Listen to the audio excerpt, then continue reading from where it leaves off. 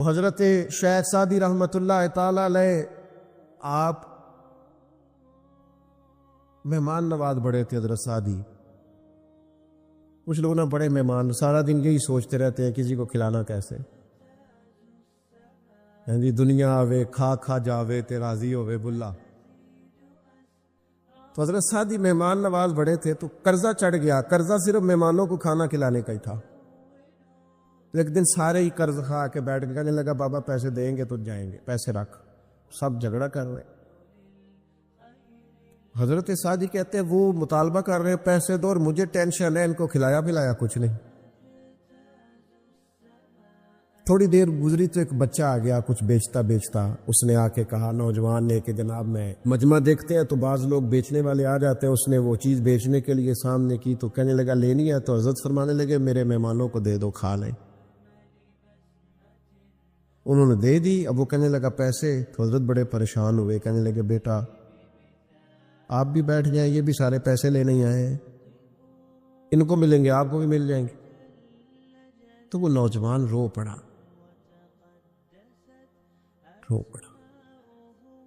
کہنے لگا حضرت صاحب میں تو یتیم ہوں, بہنیں اور ماں انتظار کر رہی. حضرت بڑے پریشان ہو, یہ کیا ہو گیا. فٹافٹ سوچنے لگے کہیں سے بندوبست ہو اور اس کو میں فارغ کروں. وہیں بیٹھے تھے کہ ایک عقیدت مند نذرانہ لے کے آیا. ڈھیر سارا نذرانہ پیش کیا. حضور میرا دل کرتا ہے, اور حضور کا فرمان ہے جو بن مانگے ملے وہ اللہ کی طرف سے, اسے قبول کرو جو بغیر چاہت کے آئے. تو اس نے نظر پیش کی تو وہ ڈھیر سارا نذرانہ تھا. حضرت نے جن کے پیسے دینے تھے سب کو دیے, اس کو بھی دیے. سب قرضے ادا کر کے بھی تھوڑے سے بچ گئے. تو ایک بندہ صاحب دل تھا, کہنے لگا حضرت ہم بڑے دنوں سے آ رہے تھے, پیسے نہیں مل رہے تھے, آج کیسے مل گئے. فرمانے لگے تم میں کو رونے والا کوئی نہیں تھا. ایک بھی رونے والا ہو تو باقیوں کا کام بھی. بولے سنو نا حدیث ہے بہقی شریف میں.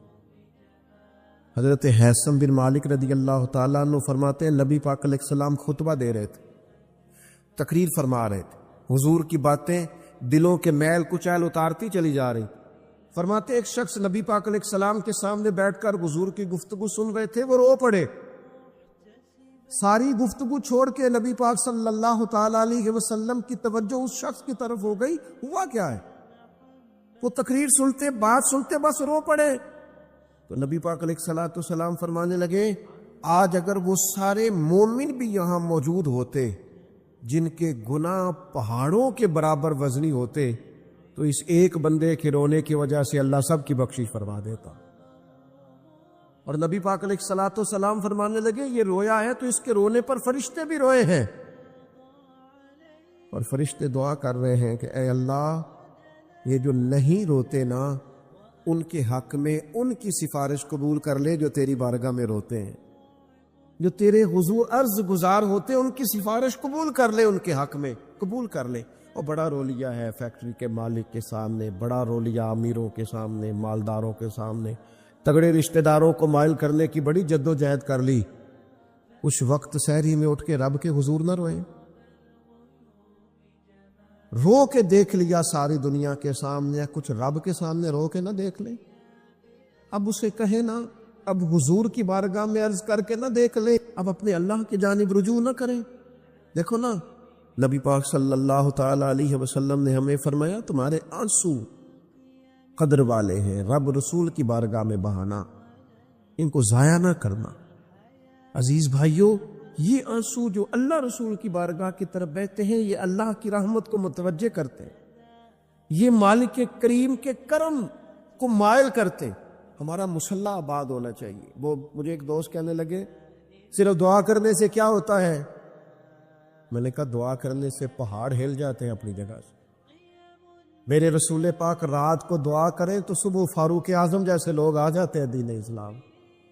نبی پاک علیہ السلام رات دعا کرے نا, دعا, اور بدر کی رات حضور دعا کرے تو اللہ 7,000 فرشتوں کو بھیج دیتا ہے مسلمانوں کی مدد کے لیے.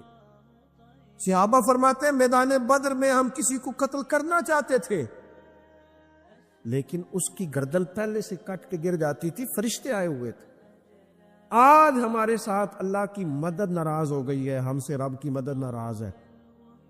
ہماری مجموعی غلطیاں، قومی کوتاہیاں، بددیانتیاں، رشوت خوریاں، ہمارے جھوٹ، ہماری بد اخلاقیاں، مجموعی طور پر سوسائٹی کی مادہ پرستی، اخلاقی رویوں کی گراوٹ، لوٹنا، اپنا حصہ وصول کرنا، جگہ جگہ پہ کمیشن مقرر کرنے، ہر شخص کا ذات کے لیے سوچنا، اللہ کی مدد پھر روٹ جایا کرتی ہے، ناراض ہو جایا کرتی ہے۔ سب سے ضروری کام یہ ہے، سب سے ضروری کام کہ اللہ کی مدد شامل ہو، سب سے۔ میرے عزیز، اگر اس کی بارگاہ میں رونا آ جائے نا، اس کی بارگاہ میں اسے منانا آ جائے، تو پھر تو کیفیات ہی کچھ اور ہو جاتی ہے۔ کتنا کو روئیں بھلا؟ حضور فرماتے ہیں بہت لمبا تم نہ بھی نہ رونا، اگر مکھی کے یا مچھر کے پر کے برابر بھی تمہارے آنسو نکل گئے نا، میں اب اس سے زیادہ کیا آپ کی بارگاہ میں بات عرض کروں۔ حضور فرماتے ہیں ایک مکھی اور مچھر کے پر کے برابر بھی تیری آنکھ سے آنسو نکل آیا، شرط یہ ہے نکلے ریاکاری کے لیے نہیں، نکلے اللہ کی رضا کے لیے، اس کی خشیت میں نکلے۔ فرمایا اگر مکھی کے پر کے برابر بھی تو رو پڑا تو اللہ تعالیٰ تیرے لیے دوزخ سے آزادی لکھ دے گا۔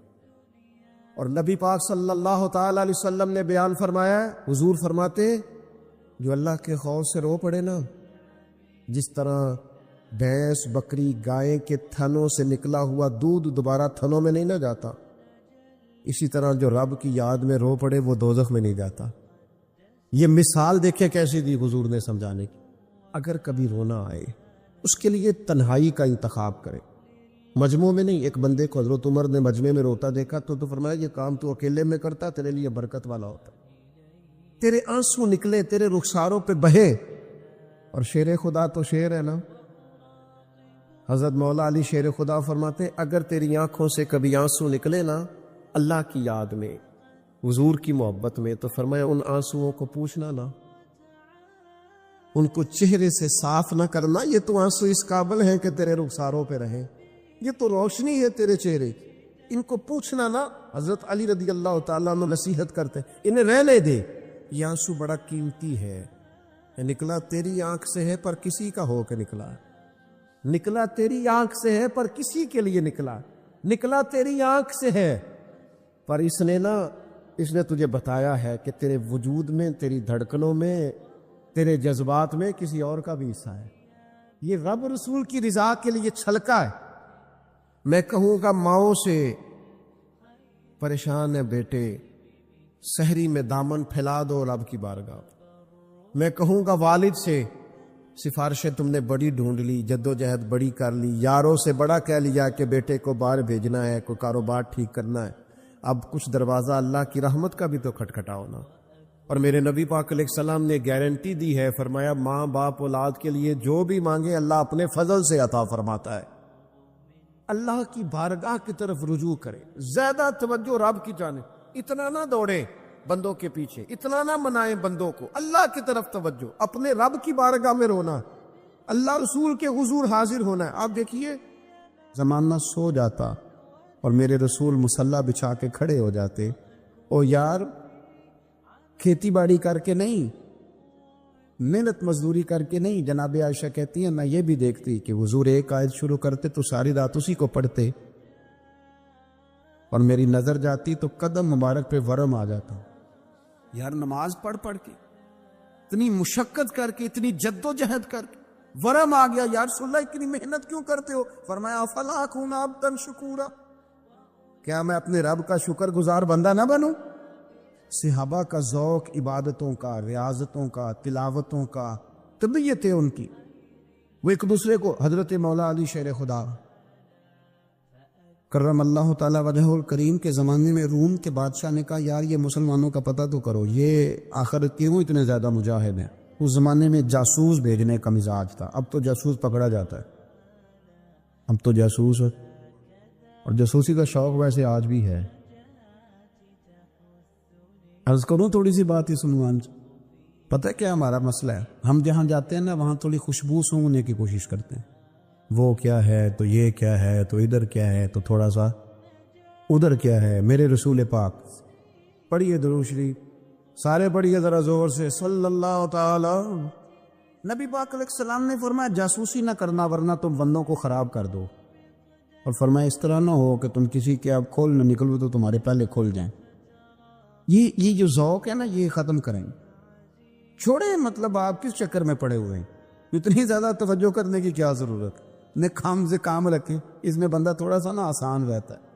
یہ جو بہت زیادہ ٹٹولنے والے لوگ ہوتے ہیں نا وہ بیچارے پھر عمر ٹٹولتے ہی گزار دیتے ہیں، اس لیے کہ مزاج ہی بہت پکا ہے، بوری کا منہ کھول کے اندر تک ہاتھ ڈالنا، تو پھر کئی دفعہ سامنے سے بچھو بھی لڑ جاتا ہے، خرابی ہوتی۔ تو جاسوسی کی جاتی تھی، اس نے بھی جاسوس بھیجے، کیونکہ قبیلوں کے لوگ تھے، کچھ مسلم کچھ کافر، پہچانے نہیں جاتے تھے لوگ، تو کچھ لوگ اس نے بھیجے، انہوں نے آ کے نا تحقیق کی، ریسرچ کری کہ آخر ماجرا کیا ہے، تو واپس جا کے انہوں نے رپورٹ دی نا روم کے بادشاہ کو۔ اس رپورٹ کا ایک جملہ بڑا شاندار ہے، وہ کہنے لگا بادشاہ ہمیں مسلمانوں کی کوئی سمجھ نہیں آئی، ہمیں کوئی سمجھ نہیں آئی۔ انہوں نے کہا کیوں نہیں سمجھ آئی؟ کہنے لگے یار عجیب بندے ہیں، جب رات مصلے پہ بیٹھتے ہیں تو یوں لگتا ہے ان کا دنیا سے رشتہ ہی کوئی نہیں، کوئی کسی کو نہیں جانتا، کوئی اپنے دکھ سنا کے رو رہا ہے، کوئی اپنی بات کر کے رو رہا ہے، لگتا ہے کہ ان کا کوئی رشتہ ہے ہی نہیں جب مصلے پہ بیٹھتے ہیں۔ اور فرمایا جب سویرے یہ جہاد کرنے نکلتے ہیں تو لگتا ہے ان سے زیادہ دلیر ہی کوئی نہیں، حالانکہ جو مصلوں پہ رونے دھونے کے لوگ ہوتے ہیں وہ کئی دفعہ جہاد میں کام نہیں کرتے، لیکن عجیب لوگ ہیں کہ رات کے راہب ہیں، دن کے مجاہد ہیں، کوئی سمجھ نہیں آتی۔ میرے عزیز، ان لوگوں نے مصلہ آباد کر کے رکھا، تلاوتیں ان کا ذوق رہی، منظر روز پڑھنا، اسبات پڑھنا، وظائف پڑھنا، یہ ان کا ذوق رہا۔ اعلیٰ حضرت بریلوی رحمت اللہ نے 1000 کتاب لکھی ہے، لیکن الوظیفۃ الکریمہ کے نام سے جو وہ صبح و شام وظائف پڑھتے تھے وہ الگ انہوں نے ان کو بیان کیا، پابندی کے ساتھ اپنی اللہ اللہ کرتے۔ شیخ شہاب الدین سہروردی رحمت اللہ علیہ پر ایک بندے نے اعتراض کیا، اس نے کہا جی آپ کس قسم کے صوفی ہیں، مرید بیٹھے ہیں اور آپ وہاں نفل پڑھ رہے ہیں؟ یہ بھی بڑا مسئلہ ہوتا ہے نا، جو بندہ ملنے آتا ہے وہ اپنے ٹائم کے حساب سے آتا ہے، اور اس کا یہ بھی خیال ہوتا ہے کہ پیر صاحب جو ہیں وہ چونکہ درویش ہیں تو نہ انہیں روٹی کھانی چاہیے نہ سونا چاہیے، چونکہ وہ درویش ہیں، اور ہم چونکہ درویشوں کے ماننے والے ہیں لہذا ہمارا یہ طریقہ ہونا چاہیے کہ جیسے ہم کہیں درویش ویسے ہی کر جائے۔ حالانکہ جس کو آپ درویش کہیں گے آپ اس کی مانیں گے، آپ منوائیں گے نہیں، تمہارا مزاج ہوتا ہے۔ شیخ شہاب الدین پر لوگوں نے اعتراض کی، حضور لوگ ملنے آئے ہیں، زیارت کرنے آئے ہیں، یہ بندے دعا کرانے آئے ہیں، اللہ اللہ کرانے آئے، اور آپ نفل پڑھ رہے ہیں، کیا جملہ ہے، کیا حسن ہے، کیا خوبصورتی ہے۔ فرمانے لگے رب رسول سے مانگنے کے لیے مصلی بچھایا ہے، اگر وہاں سے مانگوں گا نہیں تو تمہیں دوں گا کیا؟ پہلے مجھے کچھ لے تو لینے دو، اگر میرے پلے کچھ ہے ہوگی تو آگے دوں گا نا، تو میں مانگنے گیا تھا کہ یا اللہ دے تیرے بندے لینے آئے، دے تو میں کچھ لوں گا تو آگے دوں گا نا۔ لیکن ہمارا یہ سٹیٹس، یہ مزاج، یہ شعور نہیں ہے، گپیں، کہانیاں، داستانیں، گفتگو، خطابت، واز، کیا بات، لیکن اگر کچھ کرنے کا کام ہو تو وہ نہیں ہم سے ہوتا۔ میرے نبی کریم علیہ الصلاۃ والسلام نے مصلی سے دل لگانے کا درس دیا، حضور نے توجہ دلائی، صحابہ اس ذوق کے حامل لوگ تھے، وہ کوشش کرتے تھے۔ جناب صدیق اکبر رضی اللہ تعالیٰ عنہ کا عبادت کا مزاج ہمیشہ قائم رہا۔ حضرت عمر فاروق ساری رات اللہ کے حضور کھڑے رہے۔ حضرت عثمان غنی رضی اللہ تعالیٰ عنہ عشاء کی نماز پڑھ کے 2 رکعتوں کی نیت باندھتے تھے، 15 سپارے پہلی رکعت میں پڑھ دیتے اور 15 سپارے قرآن مجید کے دوسری رکعت میں پڑھ دیتے۔ آپ نے نا حضرت عمر فاروق کے وصال کے بعد ان کی ایک بیوہ سے نکاح کیا، حضرت عثمان غنی نے نکاح کیا۔ وہ خاتون آپ کے نکاح میں آئیں تو عرض کرنے لگی امیر المومنین میرے لیے اعزاز تو بہت ہے کہ میں امیر المومنین کی بیوہ تھی تو امیر المومنین کی منکوحہ ہو گئی ہوں، لیکن حضور نہ تو میں جوان ہوں کہ میرے اندر رغبت ہوتی اور نہ میں اب اس قابل ہوں کہ کوئی خدمت کر سکوں، میرے ساتھ نکاح کی وجہ کیا بنی؟ خود عثمان غنی رو پڑے، فرمانے لگے میں نے عمر فاروق کو مسجد میں اپنے رب سے ڈرتے ہوئے دیکھا، میں نے اسے روتے ہوئے دیکھا ہے، عدل کرتے دیکھا ہے، انصاف کرتے دیکھا، امت کی خیر خواہی کرتے دیکھا۔ تمہارے ساتھ نکاح اس لیے کیا ہے کہ تم مجھے یہ بتاؤ کہ عمر فاروق گھر کے اندر اپنے رب کو کیسے راضی کرتے، گھر کے اندر کیسے راضی کرتے تھے، وہ طریقے بتلاؤ، تم بتاتی جانا اور میں بھی اسی طرح گھر میں عبادت کروں۔ میرے رسول کریم علیہ الصلوۃ والسلام نے ارشاد فرمایا، حضور فرمانے لگے جس گھر میں اللہ کا ذکر ہوتا ہے وہ گھر زندوں کا ہے، اور جس گھر میں رب کریم کا ذکر نہیں ہوتا وہ گھر زندوں کا نہیں ہے۔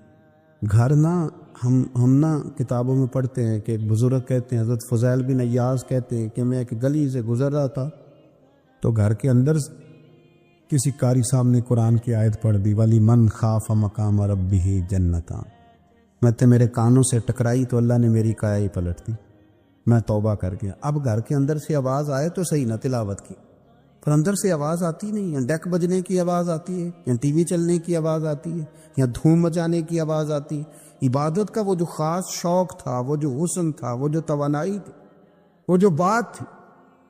ایک جگہ پہ ہم بیٹھے تھے تو وہاں ایک صاحب آئے اور انہوں نے آتے ہی کہا کہ مہربانی کریں ذرا مجھے مصلی دے دیں، میرے نہ کچھ نفل رہ گئے۔ تو میں نے وضو کر لیا تو کوئی مصلی مل جائے، مصلی انہیں دے دیا گیا، وہ مصلی لے کے چلے گئے تو پیچھے ایک صاحب نے تبصرہ کیا، کہنے نے کتنا ریاکار بندہ ہے، لوگوں کو دکھا رہا ہے کہ میں نفل پڑھتا ہوں، ہے کوئی بات کرنے والی؟ میں نے اسے کہا، میں نے کہا تو مہربانی کرنا، اس طرح کی ریاکاری تو بھی کر، پکڑ مصلی اور جا تو بھی تھوڑی ریاکاری کر کے آ، اٹھ ذرا، شکر کر کوئی یہ ریاکار بھی ملا ہے، کوئی نفل پڑھ کے ریاکاری کر رہا ہے۔ اللہ کا میں کہتا ہوں کو پڑھے تو صحیح نہ یار، یہ کوئی دور ہے نفل پڑھنے کا؟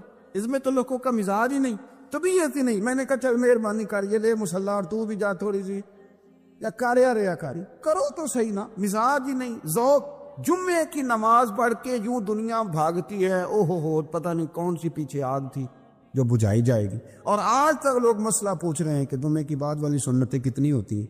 میں نے کہا کتنے سال ہو گئے جمعہ پڑھتے، کتنے سال ہو گئے، ابھی تک سنتوں کا نہیں پتہ، ابھی تک نہیں علم کے پہلے کتنی رکھتے ہیں اور بعد میں کتنی رکھتے ہیں۔ فجر کی سنتیں کب پڑھنی چاہیے؟ سنو فجر کی سنتوں کے بارے۔ میرے رسول کریم سید عالم صلی اللہ تعالی علیہ وسلم سے ایک صحابی نے پوچھا تھا، حضور میری فجر کی سنتیں رہ گئیں یا رہ جاتی ہیں تو حکم کیا ہے؟ کیا انداز ہے حضور کا؟ بخاری مسلم کے لفظ سنو، حضور سید عالم صلی اللہ علیہ وسلم فرمانے لگے، اس نے کیا پوچھا تھا، حضور جواب کیا دیتے ہیں؟ فرمایا فجر کی سنتیں کبھی نہ چھوڑنا، فجر کی پہلی 2 سنتیں کبھی نہ چھوڑنا۔ یا رسول اللہ صلی اللہ تعالی علیہ وسلم میری رہ گئی ہیں، رہ جاتی ہیں۔ فرمایا فجر کی 2 سنتیں نہ چھوڑنا، فرمایا فجر کی پہلی 2 سنتیں مجھے دنیا اور دنیا کے اندر جو کچھ ہے وہ سب سے زیادہ پیاری ہے۔ فجر کی 2 سنتیں دنیا اور دنیا میں جو کچھ ہیں مجھے وہ سب سے زیادہ پیاری ہیں، اس لیے فجر کی سنتیں نہ چھوڑنا۔ اپنا ذوق، اپنی طبیعت، ہم نے نا ذوق غلط بنا لیا ہے۔ اگر 20 بندے کہہ بھی دیں گے تو نے بڑی شاندار تلاوت کیا تو کیا اس سے بنے گا؟ 100 بندہ کہہ بھی دے تیری کیا بات ہے، کیا بات ہے نعت خاں کی، کیا بات ہے علامہ صاحب کی، پیر صاحب کی، پیر مہر علی شاہ صاحب رحمت اللہ علیہ، آپ تشریف فرما تھے تو آپ کے ایک ہی بیٹے بابو جی جن کو کہا جاتا ہے، جس دن صاحبزادے پیدا ہوئے تو خادم نہ وہاں سے نکلا۔ ان لوگوں کے شوق اور طرح کے تھے نا، تو ان کی توجہ بھی اپنے شوق کی طرف رہتی، تو خادم نکلا اندر سے، پیر صاحب مبارک ہو، پیر صاحب مبارک ہو، پیر صاحب مبارک ہو، پیر صاحب مبارک ہو، شور کر رہا ہے۔ تو پیر صاحب کو وجد ہو گیا، اللہ اکبر اللہ اکبر اللہ، وہ کیا ہوا، کس بات کی مبارک دے رہے ہو؟ کی حضور اللہ نے بیٹا دیے۔ تو آپ فرمانے لگے اچھا حضور آپ کیا ہوا، آپ تو پریشان ہو گئے۔ فرمانے لگے جب تو نے 3 دفعہ کہا نا مہر علی کو مبارک ہو، تو میں سمجھا تھا شاید تجھے کسی نے بتا دیا ہے کہ مہر علی سے اللہ راضی ہوگی، میں سمجھا تھا کہ شاید تو یہ خبر لے کے آیا ہے کہ کسی نے بتایا ہے کہ مجھے آج خبر ملی ہے کہ مہر علی سے رب اچھا پتر ہوا ہے، الحمدللہ اللہ کا شکر ہے، پر میرے لیے مبارک کا دن وہ ہوگا جب میرا رب کہے گا کہ میں مہر علی سے راضی، میرے محبوب کہیں گے کہ میں مہر علی سے آپ بات کو سمجھی۔ شوق ہی کسی اور طرف تھا، دل ہی کہیں اور لگا ہوا تھا، طبیعت ہی کہیں اور مائل تھی۔ کوئی وظیفہ پوچھتے تھے تو پڑھتے تھے وہ لوگ، کچھ اللہ انہیں بتائی جاتی تھی تو کرنے کا ذوق رکھتے تھے، طبیعت تھی، قائل تھے۔ حضرت ربیع کہتے ہیں میں بڑی دور سے سفر کر کے گیا حضرت اویس کرنی سے ملنے، بڑی دور سے، اور جب میں پہنچا تو فجر کا وقت تھا، تو حضرت اویس کرنی کو میں نے پا لیا، تو وہ نماز پڑھ کے نا قرآن شریف لے کے بیٹھ گئے۔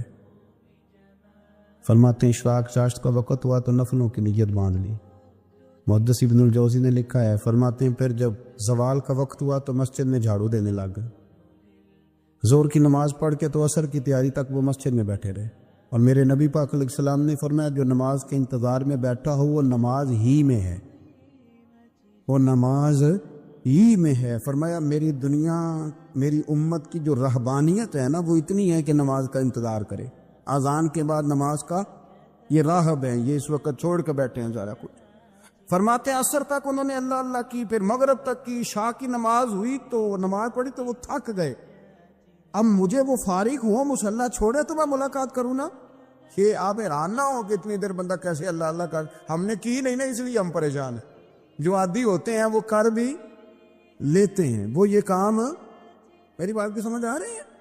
جب جاتے ہو کسی دفتر میں تو 8 گھنٹے کھڑے رہ لیتے ہو نا، مجبوری ہوتی ہے تو کھڑے رہا جا سکتا ہے۔ پاسپورٹ کا دفتر بولیے، امیگریشن کی لائنوں میں، اور میں نے تو ایمبیسیوں میں بندے 12 گھنٹے پہلے جا کے کھڑے دیکھے، رہ لیتے ہیں کھڑے۔ تو اگر ان کاموں کے لیے رہا جاتا ہے تو اللہ رسول کے لیے بھی کھڑے رہا جا سکتا ہے۔ تو فرمانے لگے کہ جب عشاء کی نماز کے بعد آخر انسان تھے، تھک گئے، نیند کا غلبہ ہوا تو تھوڑی ایسے آنکھ بند ہوئی تو کھلی تو رونے لگے، حضرت ویسے کرنی، رو کے کہنے لگے مالک مجھے غافل تو نہ کر، ابھی میں نے کیا بھی کچھ نہیں، دن ختم ہو گیا، کوئی نفل نہیں، کوئی اللہ اللہ نہیں، اللہ مجھے غافل نہ کر، میری مدد فرما۔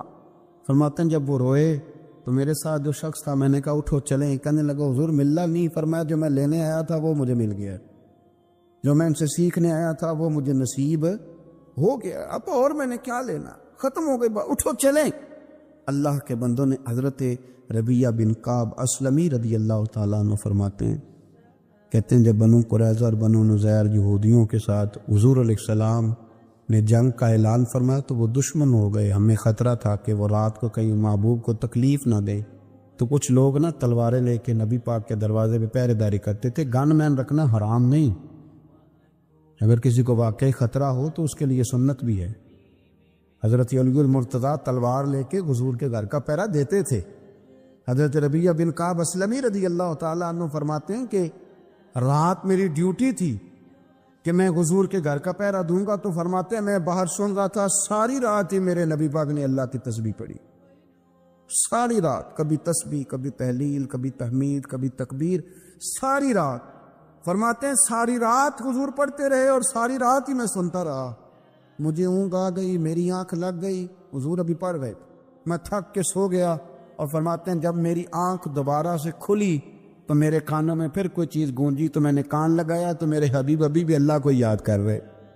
ساری رات حضور رب کی عبادت کرتے، اسی لیے تو کہا یا ایھا المزمل قم اللیل الا قلیلا، حبیب ساری رات تو نہ جاگا کر، تھوڑا آرام بھی کر لیے گا۔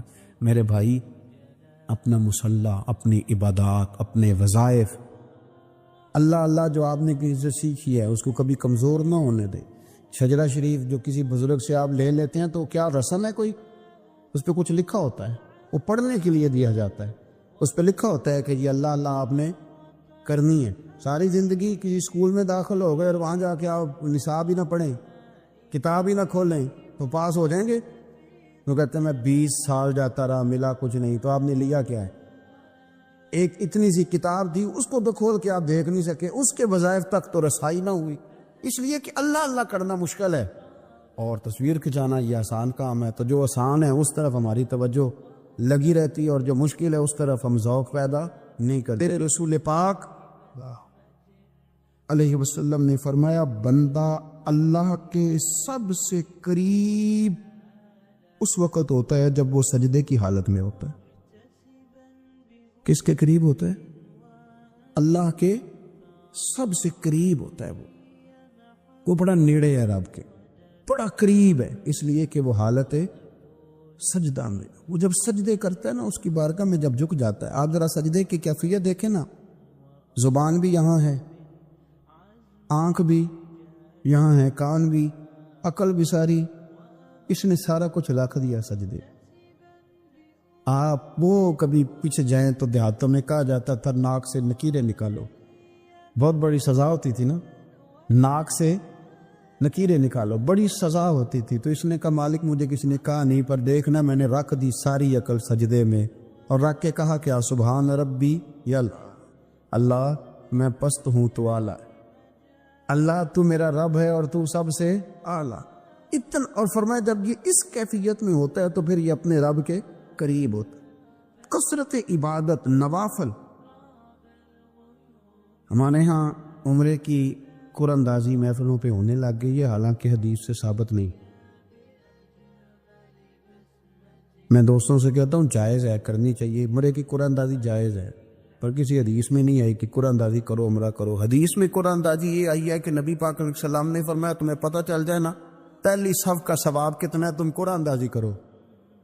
عمرے کی قرآن اندازی کا تو پوسٹر چھپتا ہے، تو یہ والی قرآن اندازی کب ہونی ہے؟ ہونی چاہیے کہ نہیں؟ حضور نے فرمایا تمہیں پتہ چلے کہ اس کا ثواب کتنا ہے تو تم قرآن اندازی کرو، تم قرآن ڈالو۔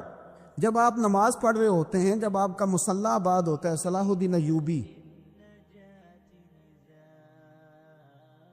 ایک بزرگ سے ملاقات ہو گئی، بیت المقدس پر قبضہ تھا عیسائیوں کا، تو صلاح الدین بڑے پریشان تھے۔ وہ بابا جی کہنے لگے پتر کیا ہوا؟ کہنے لگے حضور پتہ چلا ہے دشمن کے 2 بحری بیڑے اسلحہ لے کے آ رہے، مسلمان پہلے ہی کمزور ہیں، اور اب اگر 2 بحری بیڑے اور